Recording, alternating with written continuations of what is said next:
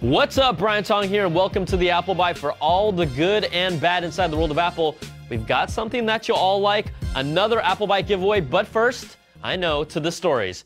Now, we like rumors because, honestly, half of the Apple news stories are rumors, but iLounge recently put together the latest chatter claiming smaller iPads will be coming by the end of this year or early next year with 7-inch screens. So we'll see about that. Now, a lot of you have been asking me about the iTouch, and it drives Apple PR reps up the wall when you call it that, but the new iPod Touches and Nanos are coming in September, which we expect, but a new Shuffle could potentially feature an itsy bitsy teeny weeny Apple iPod Shuffle screeny. I'm gonna stop that, which we saw for the first time in July. Now, this one is pretty far-fetched, but they claim the 5th gen iPhone will be set to release in January to address antenna issues.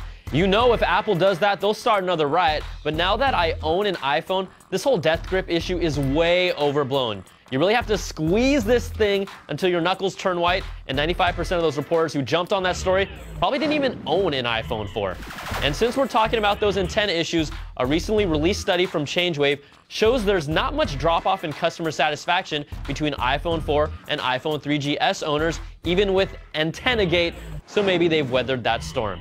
Now, we've also talked about iTunes going to the cloud. Everyone is waiting for it, but it's still not happening anytime soon. CNET's own Greg Sandoval reports that after Apple acquired streaming service Lala, the thinking was that its technology could be plugged into iTunes, but it's been 8 months now, and Apple still hasn't locked down the licensing deals it needs to store and stream music from the cloud. Apple's server farm that they are building in North Carolina, that some are now calling the Orchard, wow, is also expected to be up and running by the end of the year, so they might not be in a rush until the Orchard is ready.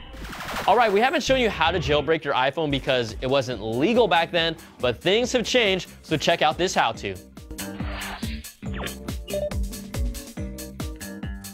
Jailbreaking your iPhone or iPod Touch just got a whole lot easier, and now according to the US government, it's completely legal. I'm Brian Tong, and I'm going to show you how to jailbreak your iPhone and talk about the benefits and risks of doing so. Now, there are a variety of ways to jailbreak your device, but the easiest way is by going to the website jailbreakme.com. This may or may not work depending on the version of firmware you have and the device you're using, so check out this handy guide at jailbreakmatrix.com to see if this method works for you. Once you're at jailbreakme.com on your phone, all you have to do is slide to jailbreak to start the process. The jailbreak will start downloading to your phone, so just leave it be and let it run through the install process. When it's ready, you'll see a message saying Cydia has been added to the home screen. Press OK and then find the Cydia app. You can now launch Cydia, select the user option, and it will take some time to download all the content. The main benefit of Cydia is that it gives you access to apps and customizations that you cannot get through Apple's authorized App Store. One risk you do take is that there's potential for running across malicious apps. Now, the Cydia app will also ask you to upgrade the database content, so follow the prompts to do that as well. Now, it's not against the law to jailbreak your phone, but it does void your warranty, so if you bring in a jailbroken phone to be serviced by Apple, you may be out of luck. One of the benefits of jailbreaking your iPhone 4 is now being able to use FaceTime over 3G with an app called My3G, so let's show you how to get that. Once the Cydia app is installed and up to date, search for Rock app and install it. Go to the menu screen and launch Rock app. You'll need to create a username and password, but let it update and then search for My3G. The app costs $3.99, but there's a 10-day trial that you can try out first.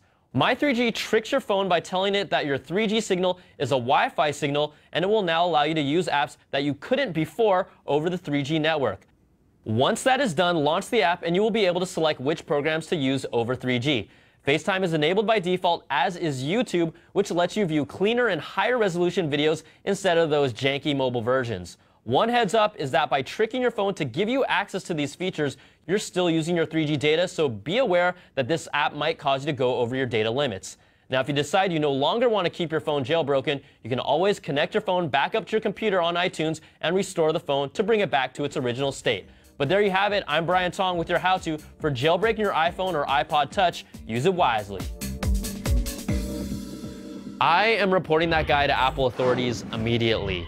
Now, if you've jailbroken your phone, the carrier unlock, which allows you to use your phone on other GSM carriers, is available now by searching for Ultra Snow in the Cydia App Store.